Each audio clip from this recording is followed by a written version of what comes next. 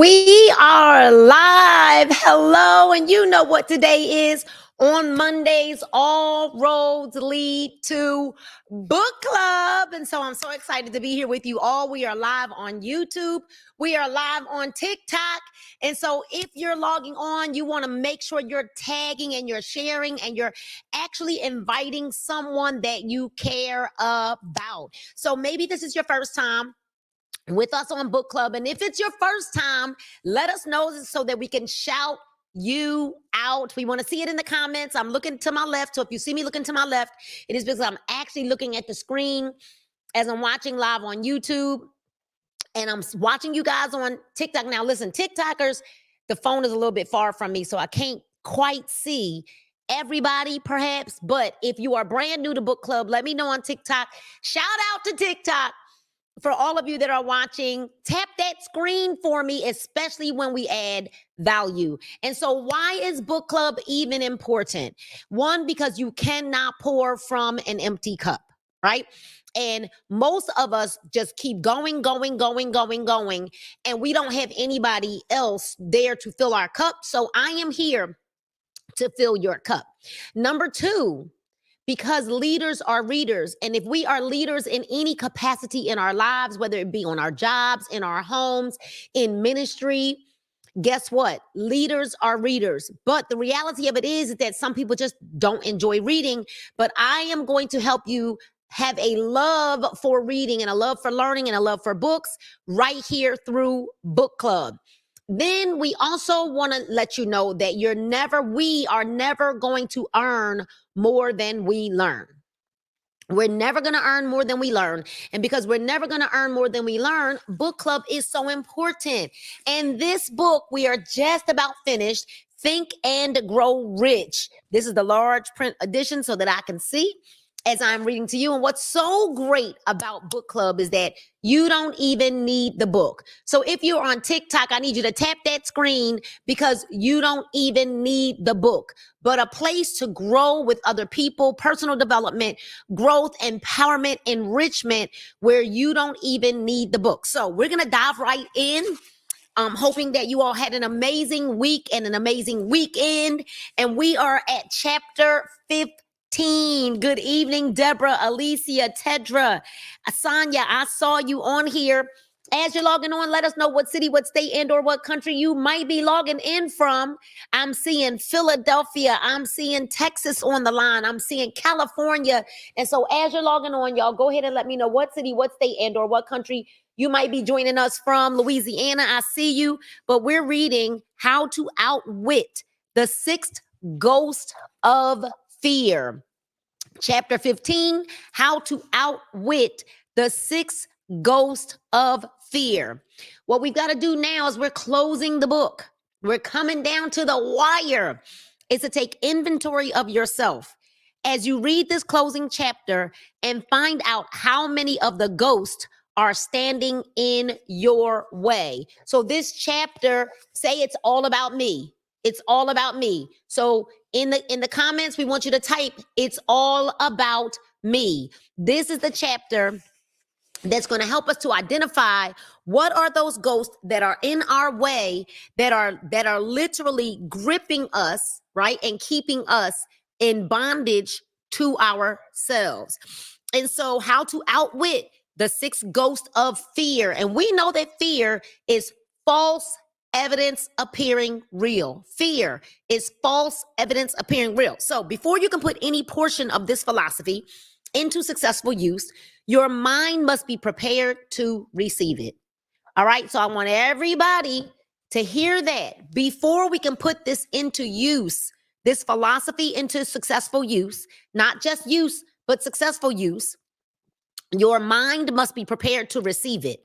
The preparation is not difficult. It begins with study, analysis, and understanding of three enemies, which you shall have to clear out. These are you ready for the three enemies? I want you all on TikTok. I need somebody on TikTok typing this in the comments. I need someone on YouTube typing this in the comments. All right. The three enemies are indecision, doubt, and fear. Our minds must be prepared to receive this in order to have successful use. And the three enemies which we have to clear out are indecision, doubt, and fear. Now, I'm going to tell you something. I watch people struggle with indecision, and indecision will keep you from having success in any area of our lives. But y'all know what we do. Let's look up the words because we need to know, what do these words even mean, right? So let's look at the definition. The definition of indecision. Let's see what the word actually means, because we just like think we know the meanings of things, and then when we look up the words, we're like, So indecision is the inability to make a decision quickly. Indecision. Let's see what else it says about indecision. Indecision is the trait of being irresolute. The trait. So not only, I need y'all to hear this. See, we think that indecision is not just, I'm just not being decisive. No, it is a trait. It's lacking firmness of purpose. See, when we start to look up the words, it does something to you when you actually know the real meaning of these words. Indecision is a trait of being irresolute, right? And I'm going to look up that word. Lacking firmness of purpose, doubt concerning two or more possible alternatives or courses of action. Indecision is a trait. Let's look up the word. Hold on. Because I like words. And I like to know the real meanings of them too. Because we swear we know. Because when we hear stuff like it's a trait, it makes us not want to be indecisive.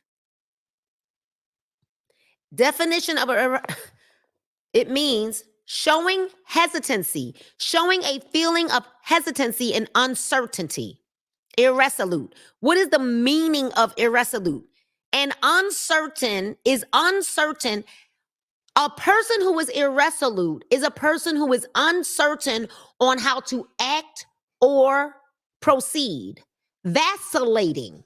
So indecision means that you're a person with that trait where you vacillate, where you bounce back and forth from one thing to another, from one thought to another. It's a trait. It's a character trait. Now let's see what the definition of the word doubt is. Because I don't know about you, but how many of you want to be considered as an indecisive person? So doubt, the definition of doubt is a feeling of uncertainty or lack of conviction. Doubt. Feeling uncertain about something. Fear. Feeling uncertain. Disbelief. Doubt. So now you're saying, I can do all things through Christ who strengthens me, but you're walking around with doubt. Now let's see what the definition of fear is. Everybody just say, Fear, hold on. Fear is an unpleasant emotion caused by the belief that someone or something is dangerous or likely to cause pain or a threat. It's an emotion. Fear is not real. It's an emotion. It's not real. It's an emotion, a mixed feeling. It's an emotion. Oh my goodness. So, before we can put any part of this philosophy into successful use, you must first be prepared to receive it. The preparation is not difficult. It begins with study, analysis, and understanding the three enemies, which are indecision, doubt, and fear, which we have to clear out. The sixth sense will never function while these three negatives or any of them remain in your mind. The members of this unholy trio, this trio Indecision, doubt, and fear are unholy.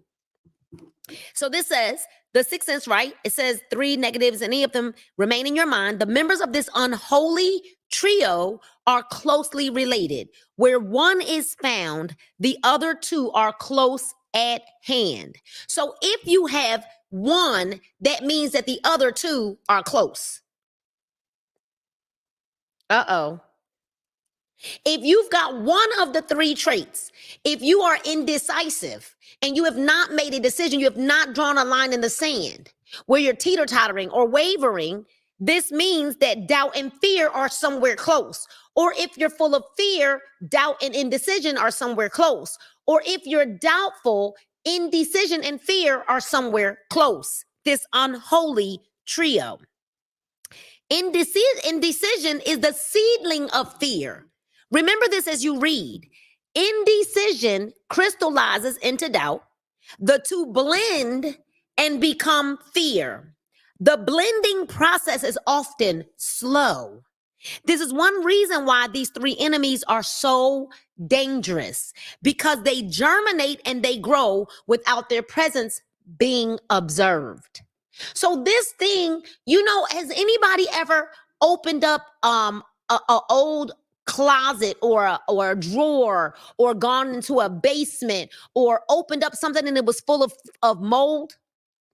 And you seemed like you were okay until you found this mold that has been growing and growing and growing and growing. Or it's almost like someone not knowing that they're sick. And in the very moment that the doctor, TikTok, tells you that you're sick, all of a sudden you're feeling all of the symptoms of being sick. Is anybody picking up what I'm putting down? They germinate and they grow without their presence being observed. So now this unholy trio is growing without its presence being observed. The remainder of this chapter describes an end which must be obtained before philosophy as a whole can be put into practical use. It also analyzes a condition which has but lately reduced huge numbers of people to poverty.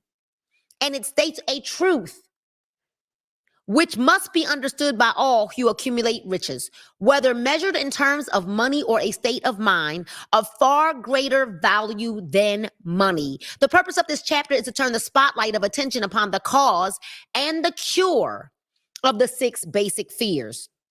Before we can master an enemy, we must know its name, its habits, and its place of abode. Before we can master an enemy, we must know its name, its habits, and where it resides. As you read, analyze yourself carefully. All right, again, it's all about me. It's all about me. I want you to go ahead and type it in. It's all about me. It's all about me. As you read, analyze yourself carefully and determine which, if any, of the 6 common fears have attached themselves to you. Which spirit has attached itself to you? Uh-oh. Do not be deceived by the habits of these subtle enemies. Sometimes they remain hidden in the subconscious mind, where they are difficult to locate and still more difficult to eliminate. 6 basic fears. There are 6 basic fears with some combination of which every human suffers at one time or another. Most people are fortunate if they do not suffer from the entire 6. Named in the order of their most common appearance, they are: 1, the fear of poverty. Let's type that in the chat. 1, the fear of poverty. 2, the fear of criticism. So 1 is the fear of poverty. 2 is the fear of criticism. 3 is the fear of ill health. Now, the above 3 are at the bottom of most of one's worries. Here's the next 3. The fear of love of someone. The fear of old age. and the fear of death. So the 6 fears, again, the fear of poverty, the fear of criticism, the fear of ill health, the fear of love. And it sounds like the fear of love or of a loss of someone. I think it's a typo here, okay? The fear of loss of someone, love lost from someone, love, you lose a loved one, all right? The fear of old age, and then the fear of death. All other fears are of minor importance. They can be grouped under these 6 headings. The prevalence of these fears as a curse to the world runs in cycles. For almost 6 years while the Depression was on, we floundered in the cycle of the fear of poverty. During the World War, we were in the cycle of the fear of ill health, as evidenced by the epidemic of disease which spread itself all over the world. In modern day terms, COVID. Everywhere you go, someone's afraid of COVID. Someone's got a mask on. Someone's got a this on. Someone's got a that on, right? If you cough too close to a person, they're afraid. Fears are nothing more than states of mind. One's state of mind is subject to control and direction. Physicians, as everyone knows, are less subject to attack by disease than ordinary laymen, for the reason that physicians do not fear disease. Physicians, without fear or hesitation, have been known to physically contact hundreds of people daily who were suffering from such contagious diseases such as smallpox without becoming infected. Their immunity against the disease consisted largely, if not solely, in their absolute lack of fear. Man can create nothing which he does not first conceive in the form of an impulse or thought. Following this statement comes another of still greater importance, namely, man's thought impulses begin immediately to translate themselves into their physical equivalent, whether those thoughts are voluntary or involuntary. Thought impulses which are picked up through ether by mere chance, thoughts which have been released by other minds, may determine one's financial, business, professional, or social destiny just as surely as do the thought impulses which one creates by intent and design. Here's what's very important to understand. There are some people who, let's just say you're around people who love to ask questions. Well, there are some people that ask questions based on their own idiosyncrasies, right? There are some people that will ask questions based on their own limitations. They will ask you questions based on their own levels of fears. So basically, I'm going to use this for an example. You have a discussion with someone saying that you're going to go into business. Well, a person that doesn't understand business or that doesn't understand entrepreneurship may begin to ask you questions, not because they want you to count the cost, but because of their own fear of launching out into the deep. They may ask you questions that then plant seeds in your mind, seeds of doubt, seeds of fear. And you're wondering, where did all of this come from? Where you were not afraid, then all of a sudden you speak to someone, and now all of a sudden you've got doubt and you've got fear. I often say you should never take advice from a person whose bank account you wouldn't want to trade. You should never take advice from someone who has not ever done what it is that you desire. So you don't go talking to someone who's never been who's never been an entrepreneur about entrepreneurship. Does that make sense? You don't go talking to somebody if you desire to go into ministry, you don't go talking to somebody who's never ever been in ministry or who's had a bad experience and then they can't even guide you properly. Y'all understand what I'm saying? Like, you're not going to go talk to someone about fitness who's never been fit. Does this make sense? Let me know if you're picking up what I'm putting down in the chat, in the comments. TikTok, does this make sense? YouTube, does this make sense? So this says thought impulses, which are picked up. So literally, someone else can say something to you, And it could literally alter the way that you think and believe based on the thought impulses, thoughts that were released by other people's minds. May determine one's financial, business, professional, or social destiny just as surely as do the thought impulses which one creates by intent and design. So this is saying you can create your own thought, yes, through intent and design. But now you done talk to somebody who is negative Nancy or has no understanding about, no clear understanding about anything that you're desiring to do. And now you're wondering why you're afraid. Why are you afraid? Why are you having this hang up? Where's this doubt, this seed of doubt coming from? We're here laying the foundation for the presentation of a fact of great importance to the person who does not understand why some people appear to be lucky, while others of equal or greater ability, training, experience, and brain capacity seem destined to ride with misfortune. This fact may be explained by the statement that every human being has the ability to completely control his own mind.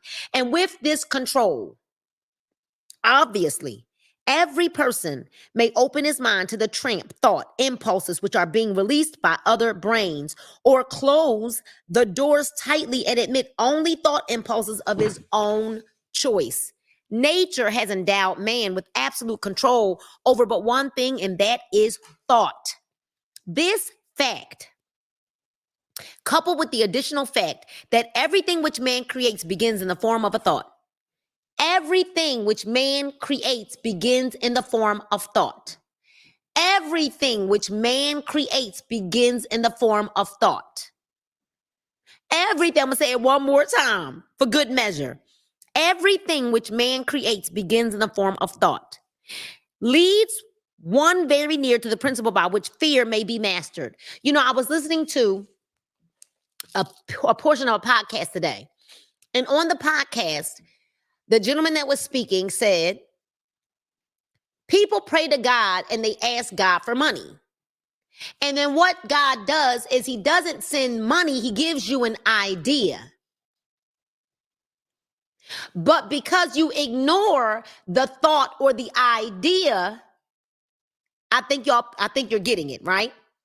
This is the fact, coupled with additional fact that everything which man creates begins in the form of a thought, leads one very near to the principle by which fear may be mastered. So this is saying fear can be mastered through thought. Think and grow rich. Think. Everything which man creates begins with thought. If it is true that all thought has a tendency to clothe itself in its physical equivalent, and this is true beyond any reasonable room for doubt, it is equally true that thought impulses of fear and poverty cannot be translated into terms of courage and financial gain. It is equally true that thought impulses of fear and poverty cannot be translated into terms of courage and financial gain. So if you're sitting around worried about poverty and afraid that you're not going to have any money, and afraid that your business is not going to turn out well, and afraid that no one's going to support you, and afraid that no one's going to purchase from you, and afraid that no one's going to this, and afraid that no one's going to that, and afraid that your idea is going to fail, and afraid, guess what? That cannot produce any financial gain. Two negatives don't produce what? Okay, anyway. The people of America began to think of poverty following the Wall Street crash of 1929. Slowly but surely, that mass thought was crystallized into its physical equivalent, which was known as a depression.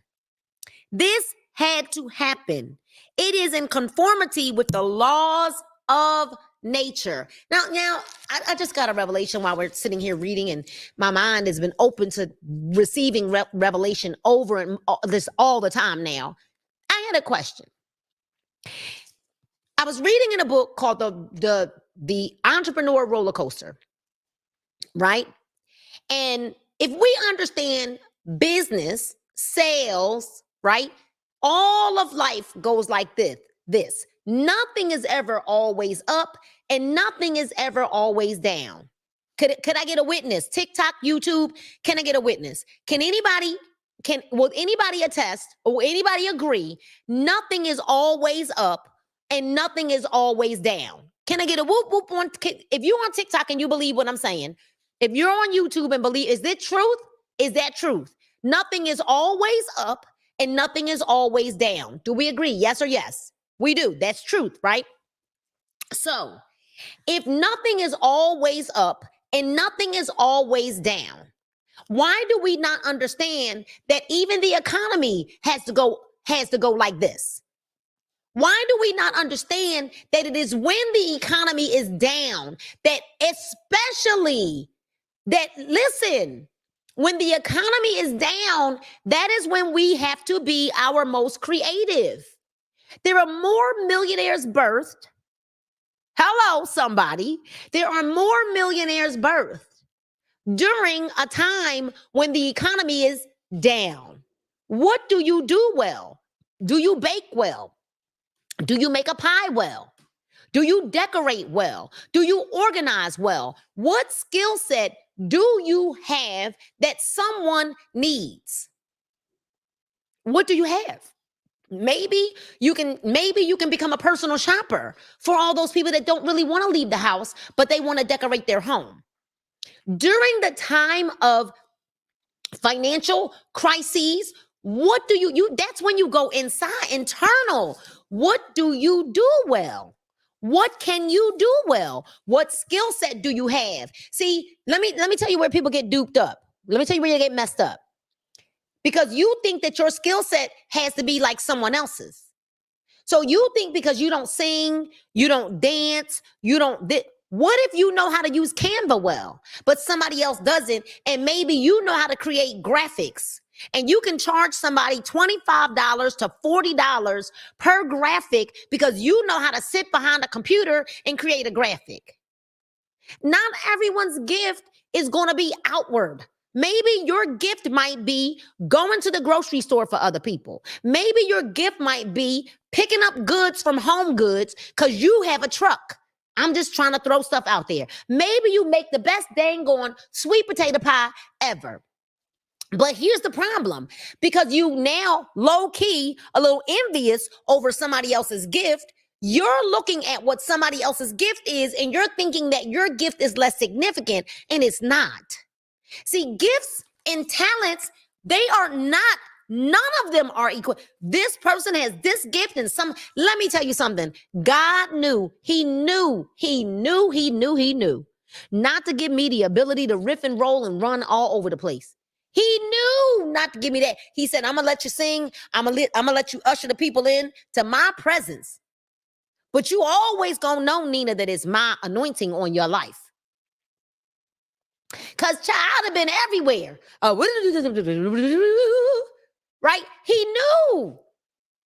But the problem is because you're so worried about not being like that person and not being like that person and not looking like that person. And what do you do well?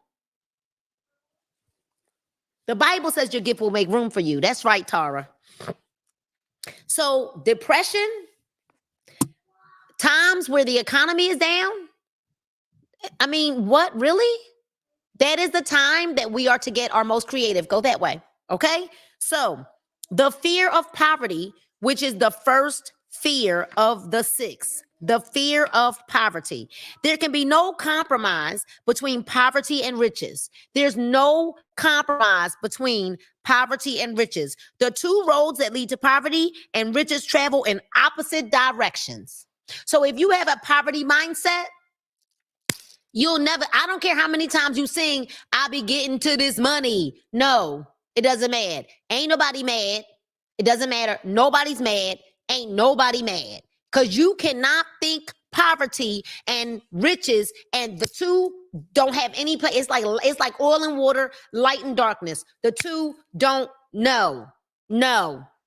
No, I don't care how many times we rattle some keys and I don't care how many songs we sing, and the two they can't abide together.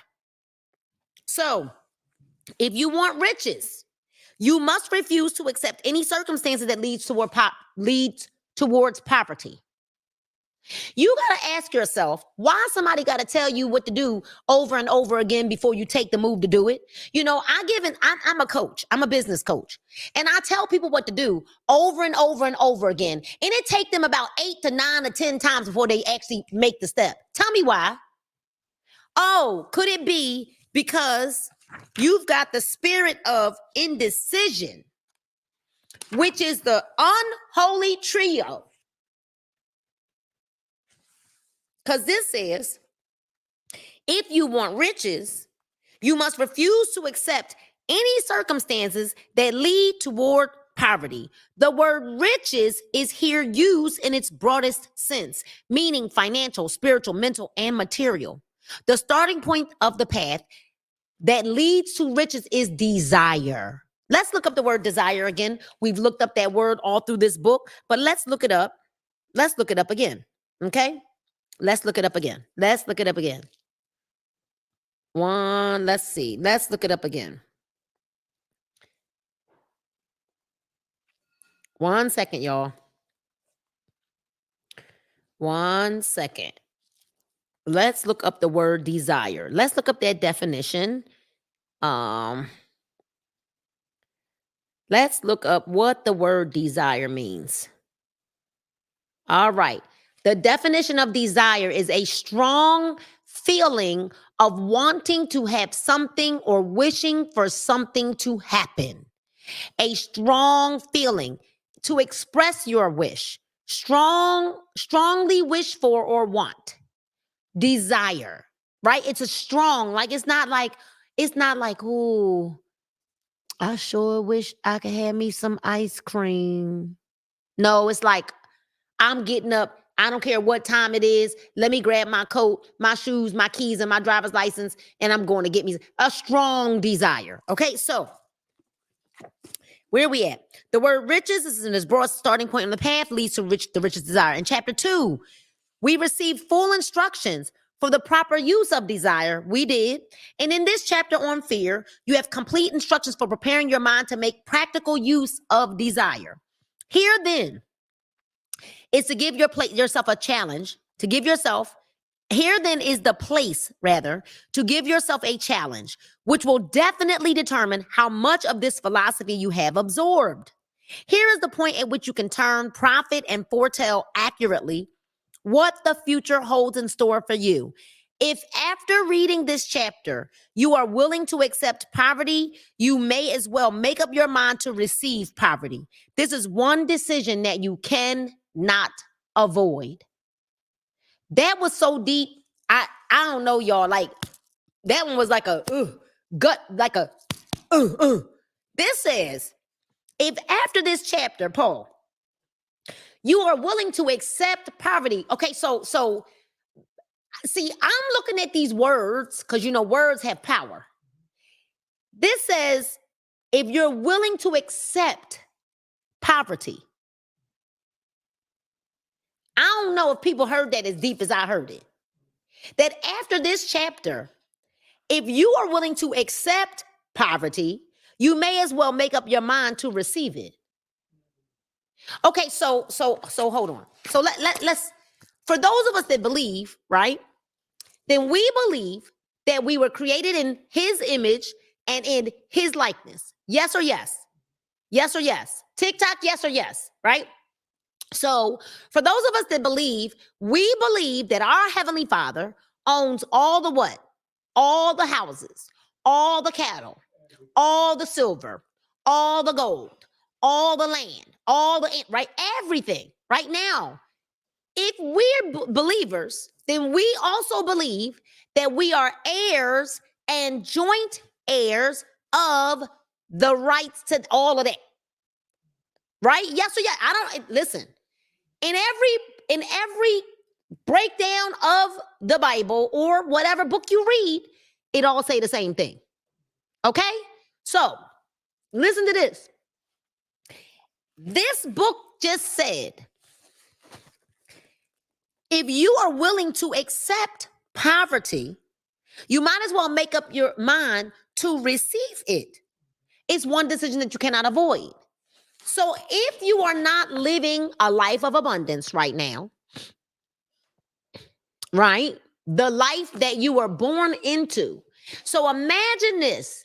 Prince Charles, right? Him and his brother, Henry, and his name Harry. They were born into wealth. Yes or yes? Yes. Okay. Okay. Maybe y'all don't want me to go there. Let's go. Let's talk about the Kardashians. Let's talk about them. Let's talk about Jay-Z and Beyonce. Naturally, in the natural, Blue Ivy, what's her name? Blue. She's one of the wealthiest children right now, poised to be purely wealthy because of who her parents are. What? Somebody, TikTok, are y'all picking it up? Because I don't, if you're picking it up, I just need some love on TikTok. Can I see if TikTok, are y'all picking it up? Because here's the deal. Jay-Z and Beyonce have these children that are the Kardashians.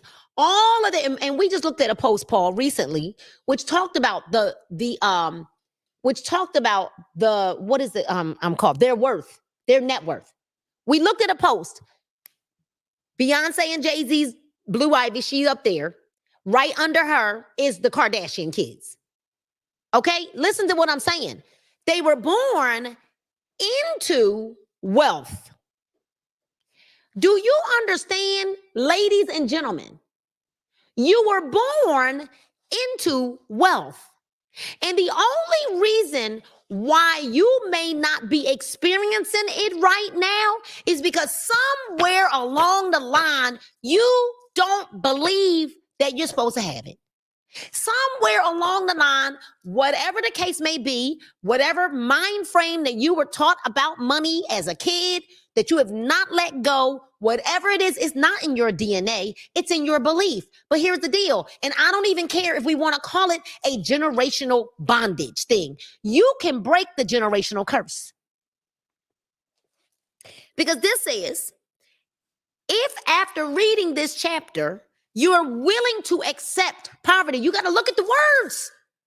If you're willing to accept it, then you might as well go ahead and receive it. Just go on and sit down and just know that you're going to live in poverty for the rest of your life.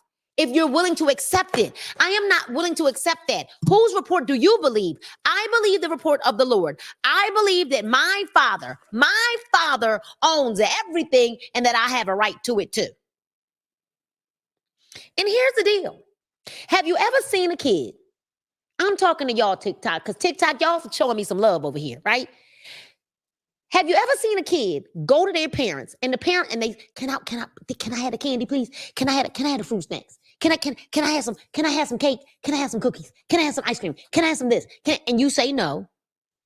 And the kid just keeps coming back and coming back and coming back and coming back. Well, do you know why they keep coming back? Because Paul, if it's in the pantry and I got it right, I live here, I should be able to have it. That's why the kid keeps coming back. You may not say yes the first time. You may not say yes the second time. You might not even say yes the third time. But this child knows I got a right to get what's up in that drawer. Some of y'all got a drawer. Some of y'all got a pantry. I got a right to what's in there because it's my house. This is our house. Why are you telling me no? Let me just keep on reading the book because y'all, anywho, if you demand riches, look at we're reading this together. It says, if you demand riches, determine what form and how much will be required to satisfy you. You know the road that leads to riches. You have been given the roadmap, which, if followed, will keep you on that road. If you neglect to make the start or stop before you arrive, no one will be to blame but you. All right, everybody say, it's all about me. It's all about me. It's all about me. It's all about me. This responsibility is yours. That's what the book says. Yes, the good book, Deborah keeps saying, just keep asking. Ask and you shall receive. Ask and you shall receive. Ask and you shall receive. See, and guess what? The good book, Deb, doesn't say, just ask me one time. and then stop asking. Ask. Make an ask of yourself. ASK. I didn't cuss. Now, this says, no alibi will save you from accepting the responsibility if you now fail or refuse to demand the riches of life. Because the acceptance calls for but one thing. Incidentally, the only thing that you can control, and that is the state of mind. All you need, STB, all you need is to accept it and decide, oh no, daddy. So I got this situation down here, right? And I know that you already know all things. I know that you know, but you're not going to give it to me unless I ask for it.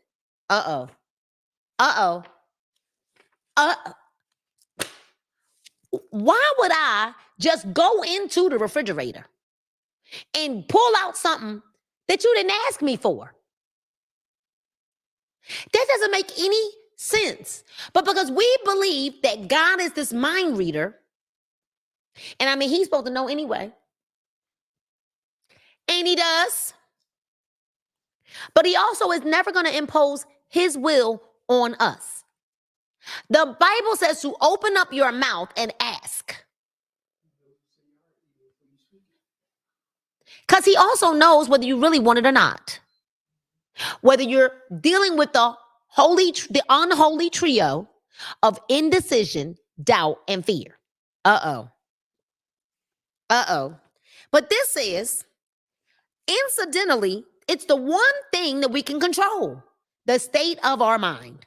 A state of mind is something that one assumes. It cannot be purchased. It must be created. Oh my gosh. So you mean to tell me, okay, so I can't purchase a state of mind, but I can fix a state of mind to say that, you know what? Last I checked, let me see. He may not come when I wanted him, but when I needed him, he showed up right on time. You mean to tell me that all I got to do is get my state of mind right, and all these other things shall follow? So wait a minute. Fear of poverty is a state of mind. What's up, Rosin? I see you over there on TikTok. Fear of poverty is a state of mind, nothing else. So if you are experiencing a lack in your life, in your business, in your money, in your health, it is because it's in your state of mind. Nothing else. See, the moment that we make the decision, the very moment that we stop being so indecisive, because indecision then breeds doubt and fear. The cousins. Fear and doubt are cousins to indecision. It is the unholy trio. And, like I said last week, we keep saying and thinking, well, you know what? I'm just going to sit over here and wait on God. No. He says, well, if you make one step, he'll make two. Well, there's a song. Okay. So if I make one step, he'll make two. He's never waiting on us. I'm sorry. We're never waiting on him. He's always waiting on us because he's never going to impose his will on us.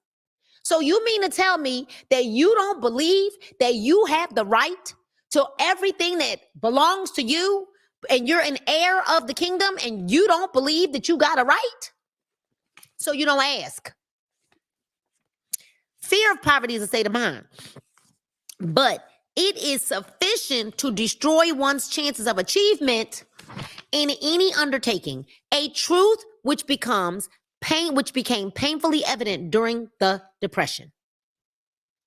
This fear paralyzes the faculty of reason, destroys the faculty of imagination, kills off self-reliance, undermines enthusiasm, discourages initiative, leads to uncertain purpose, encourages procrastination, wipes out enthusiasm, and makes self-control an impossibility. You know, it masters persistence, turns the willpower into nothingness, destroys ambition, beclouds the memory, and invites failure in every conceivable form. It kills love and assassinates the finer emotions of the heart, discourages friendship, and invites disaster in 100 forms, leads to sleeplessness, misery, and unhappiness. And all this despite the obvious truth that we live in a world of overabundance of everything the heart could desire, with nothing standing between us and our desires except a lack of definite purpose. That was deep. So you know what? In the good book talks about what animal that continues to go back to its vomit. Yo.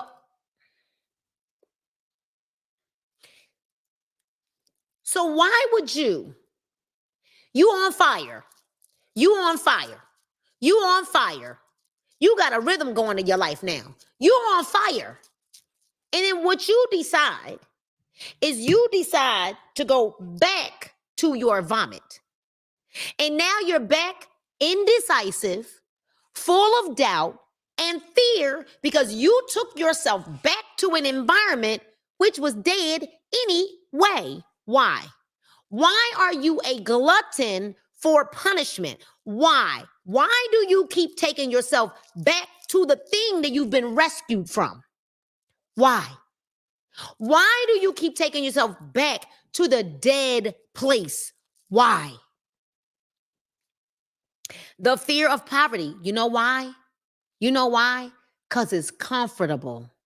It's comfortable to lay in that holy pair of pants and then holy jeans and then holy stuff that need to go in the trash. It's comfortable to keep running back to that place where you know what's so crazy? You don't even recognize yourself when you get back over there. Because you're a different person now trying to go back and fit in to a place and in an environment that you now feel like a sore thumb because the light has been illuminated, but now you keep going back to the vomit and going back to the place that houses the old version of you. And you know what's crazy? You know why you're sitting up there with the old unholy trio of indecision, doubt, and fear?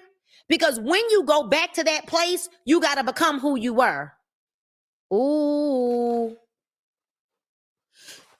When you go back to that place, you have to become who you were in order to fit into that place. Ooh. Rut row. So it's like this. 1 minute you this person over here, then you run over here and you this person over here. But then you got to run over here and you got to be who you were over there. And now you're schizophrenic because you don't know who to be. Are you the new version or are you the old version? Are you the new? So now you're trying to take the new version into the old version, and now some of the old version comes over here. Because you was fine. You was on track. You was doing good. And then you decide, well, let me just go put my foot over there because, that felt more comfortable. And now you're over there feeling out of place. So now you're over here and now you're over there and now you wore out. You just wore out. You're taking energy supplements and you still wore out. And you wore out because you straddling the fence between the old you and the new you. And you got to shrink. Exactly, Deb. You got to shrink to go back. The fear of poverty is without doubt the most destructive of the 6 basic fears. It has been placed at the head of the list. It's required to state the truth about the origin of this fear and still greater courage to accept the truth after it's been stated. The fear of poverty grew out of man's inherited tendency to prey upon, P-R-E-Y, to prey upon his fellow man economically. Nearly all animals lower than man are motivated by instinct, but their capacity to think is limited. Therefore, they prey, P-R-E-Y, upon one another physically. Man, with his superior sense of intuition, with the capacity to think and to reason, does not eat his fellow man bodily. He gets more satisfaction out of eating him financially. Man is so avaricious that every conceivable law has been passed to safeguard him from his fellow man. So, Errol, yeah, that's like you're trying to put your new wine in an old wineskin, and it is already burst, which is why you can't figure stuff out, because your wine and all spilled all out all over the place because you trying to straddle the fence. Now, here's what's so crazy. This says, well, the man can't eat you. They can't eat you. They can't eat you. So what they'll do is plant seeds in your mind, Errol, so that you don't fare well financially. Because they want you to believe you've made the wrong choices. They want you to believe, you know why? Because they want you to stay with us. With us is over here. And then why you acting new? And then they put this fear in you. Are you sure you should be X, Y? Why are you doing that? Because they want you to stay with us. So they won't kill you. No, they can't eat you. But they'll eat you out financially. Of all the ages of the world of which we know anything, the age in which we live seems to be the one out that is outstanding because of man's money madness.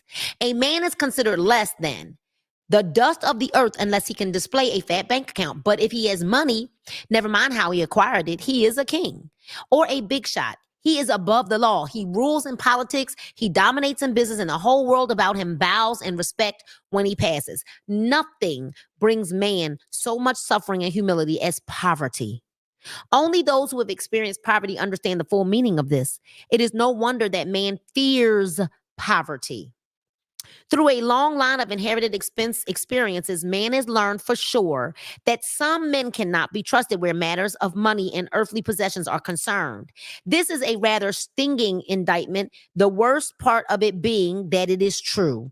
The majority of marriages are motivated by the wealth possessed by one or both of the contracting parties. It is no wonder, therefore, that the divorce courts are busy. So eager is man to possess wealth that he will acquire it in whatever manner he can, through legal methods if possible, through other methods if necessary or expedient.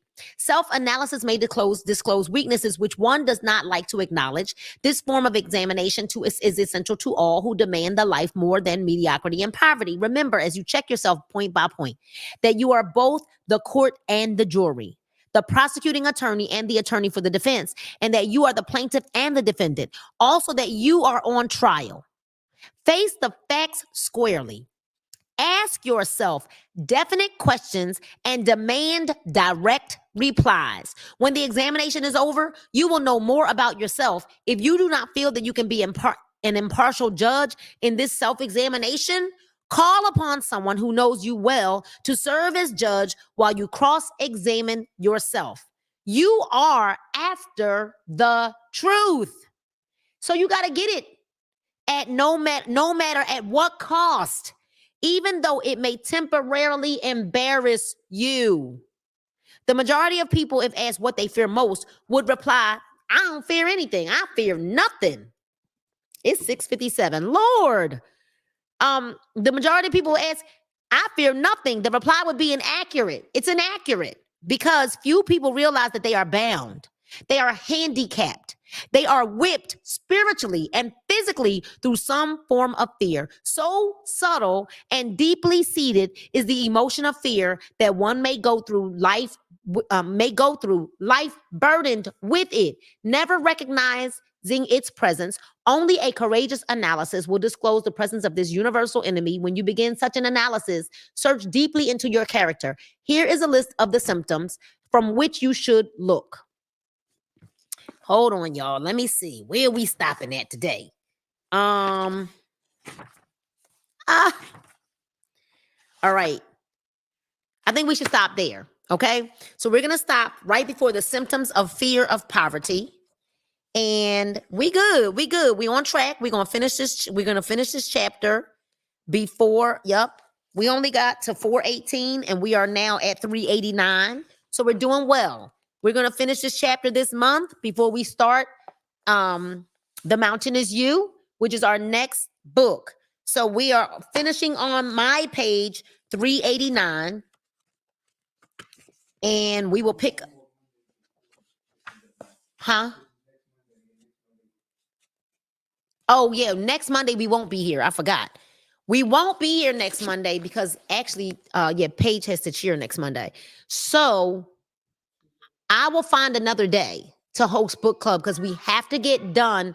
We have to get done this book this month. All right, you guys. So stay tuned. I may even just go live, making sure that we're continuing to finish this book. But stay tuned. If you are right, I forgot. No, you want to know what they are? Okay, hold on. Robin said no. Go on and read them. Y'all want me to read the symptoms of fear? TikTok, what you say? What say ye, TikTok and YouTube? They're saying no. Read them. If y'all want me to read them, I'll go ahead and read the 6 symptoms of fear and poverty. I want to see. Let's see. Light it up. Light it up. Light it up. Light it up. Let me know if you want me to read the 6 symptoms of poverty. I got 2 yeses. Let's see what else we got. Read. Miss Carol and Mom say yes. All right, Virginia, we're gonna read. The symptoms of fear, I got enough. I think we got enough people saying, yeah, go ahead and read them. All right. So we'll read the symptoms of poverty, of fear and poverty, and then we'll finish for the day. Okay. Symptoms of fear and poverty: indifference, commonly expressed through lack of ambition, willingness to tolerate poverty, acceptance of whatever compensation life may offer without protest, mental and physical laziness, a lack of initiative, imagination, enthusiasm, and self-control. Indifference is a symptom of fear and poverty. Of fear of poverty. Indifference then is indecision, the habit of permitting others to do one's thinking, staying on the fence, where you're always on the fence. Let me tell you why people operate in indecision. Y'all ready for this? They operate in indecision. This is why. Because for whatever reason, because you're straddling the fence, Errol, because people straddle the fence, right? And so because you're straddling the fence, and even though you don't fit in with that environment over there anymore, you stay straddling the fence because God forbid you have a season of low where it's low, right? You want to be able to run back to them, even though you know they're going to be like, I told you so. So you straddle the fence because it's so comfortable over there. And let me tell you another reason why people straddle the fence. Okay. Dr. Jameson, you got my back. Tedra, you got my back on this. TikTok, y'all got my back. Another reason why people straddle the fence is because in that environment over there, you were at the top of the totem pole. Uh-oh. And when you come into your new environment, you're at the bottom of the totem pole and you got to work your way up. So you came over here, you were over here, and even when you flip back over there, you still are like the head honcho in your little group. But over here, you don't have that status.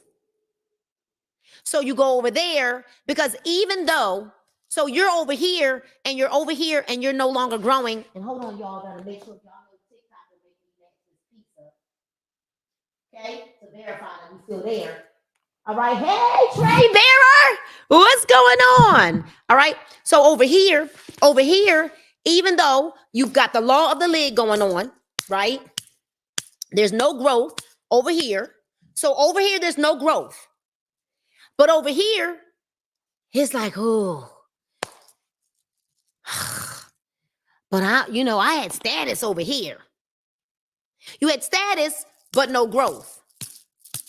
But coming over here, you got to start all over again, which is why a lot of people stay on a dead-end job. Because, I mean, it's a dead-end job, but, I got status over there.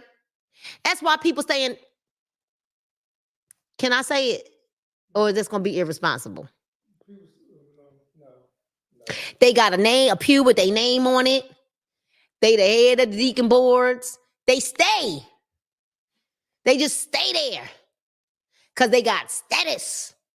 And they afraid if they go somewhere else, they can't be deacon such and such and minister such and such because you know what I'm talking about, right? Because we know that anyway. Okay, so indecision. Then we got doubt, generally expressed through alibis and excuses designed to cover up, explain away, or apologize for one's failures, sometimes expressed in the form of envy of those who are successful or by criticizing them. Worry, usually expressed by finding fault with others, a tendency to spend beyond one's income. Worry is a tendency to spend beyond one's income. Oh, neglect of personal appearance, scowling and frowning, intemperance in the use of alcohol, drink, sometimes through the use of narcotics, nervousness, lack of poise. Let me tell y'all something.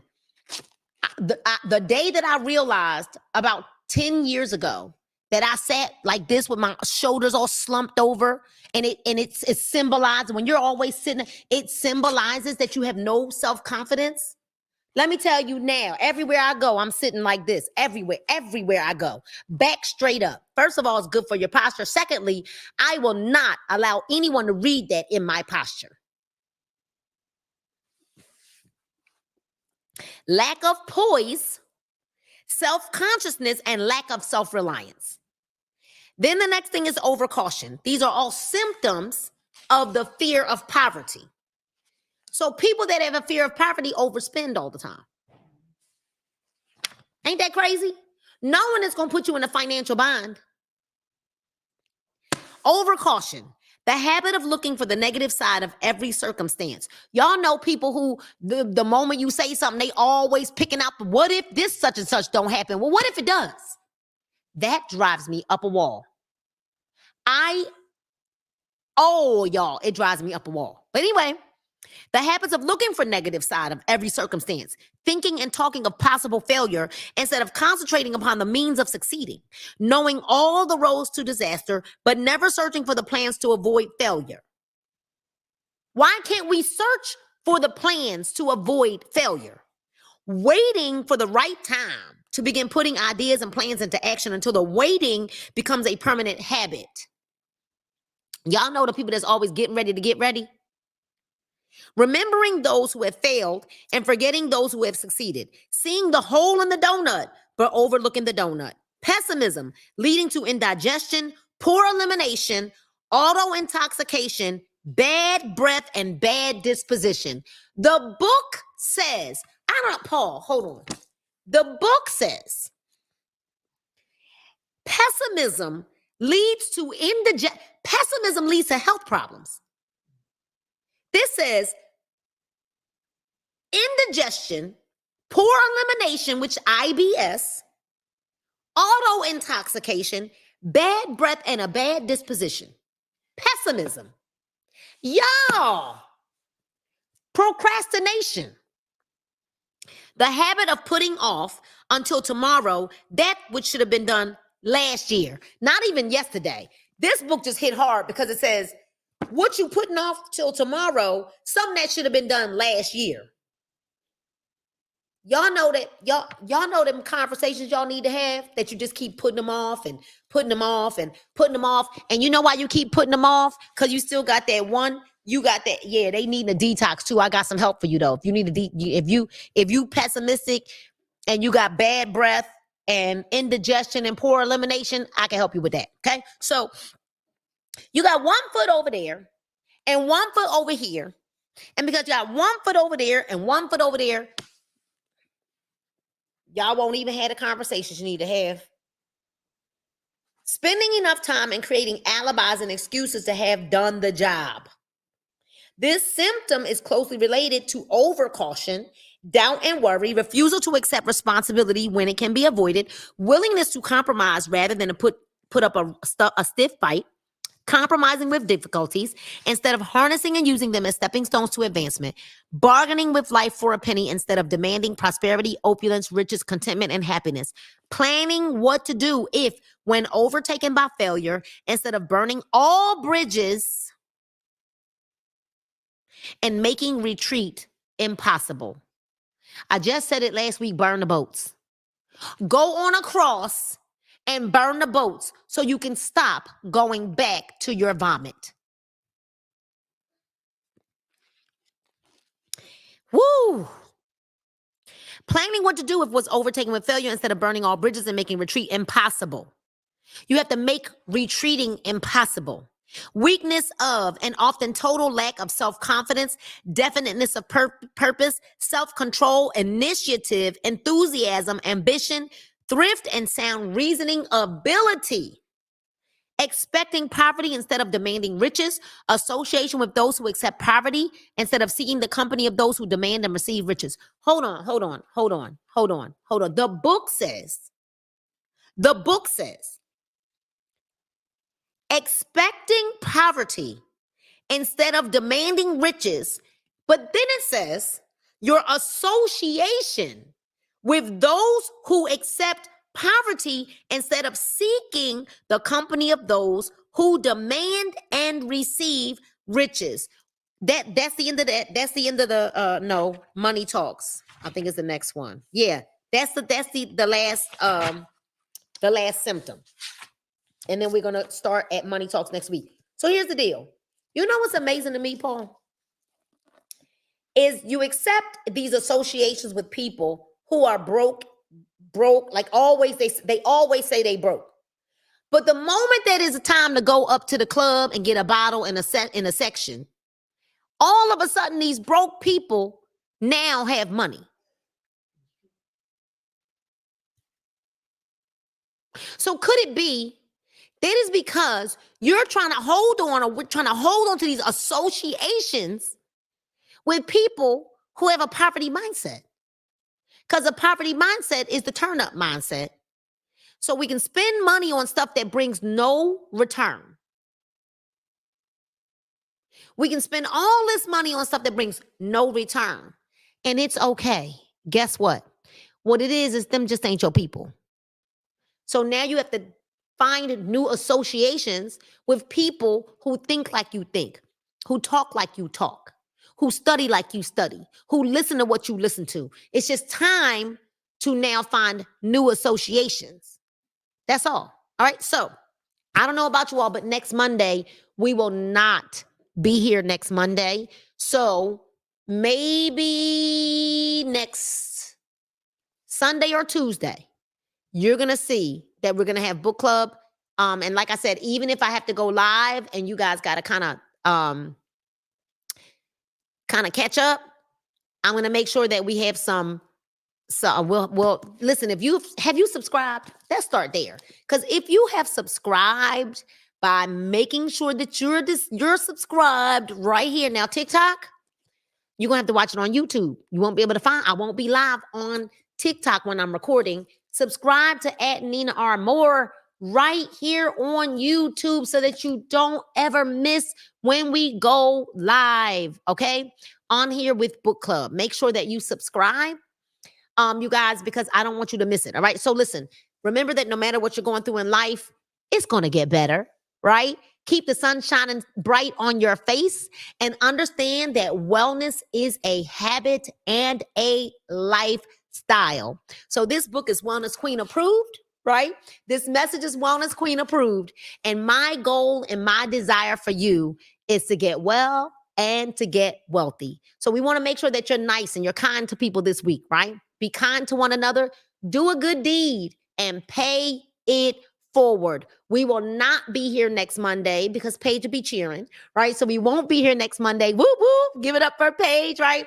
So we won't be here next Monday, but I will have additional book club for us so that we can go ahead and finish this book out before the end of March so that we're starting fresh April with The Mountain Is You. And even our book club in April, we will not be on here April 1st because I'll actually be traveling that day. So I actually may either come on that morning or something just to record it so that it's here so that we start on April the 1st because I actually have an event in another part of Georgia on April the 1st. Listen, we're growing and we're growing, all right? So wellness is a habit and a lifestyle. We love you guys, and there's absolutely nothing you can do about it. But remember this, God loves you, and I love you, and there's nothing you can do about it. Good night, and God bless you all.